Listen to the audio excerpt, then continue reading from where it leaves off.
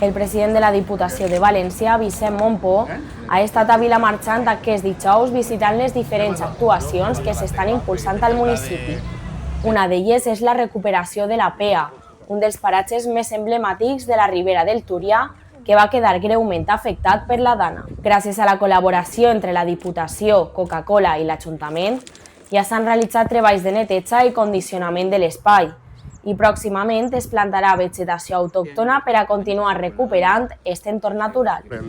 La recuperació dels espais naturals no se fa soles, fa falta inversió, fa falta voluntat i fa falta també que les institucions ens involucrem en aquestes actuacions. No soles millora el que és la imatge del nostre entorn, sinó que també ens prepara a futures avingudes. Vull criticar també l'actuació d'algunes administracions. En aquest cas, tots sabem que això és competència de la Confederació, tots sabem, com hem denunciat sempre, que els ajuntaments no poden fer front a tot i que és necessari que els nostres rius estiguen cuidats i és necessari que la Confederació invertisca en els girs dels rius, en els barrancs i en tot. La visita també ha servit per a conèixer l'estat del trinquet municipal, que ha sigut rehabilitat amb una inversió de 300.000 euros per part de la Diputació per a posar en valor un dels esports més nostres. Fa falta invertir en les instal·lacions on se juga pilota i aquest és un bon exemple. Vilamarxant és un poble de pilota, és un poble de tots els divendres se fa partida on venen molts pilotaris a entrenar, on tenen la seva escola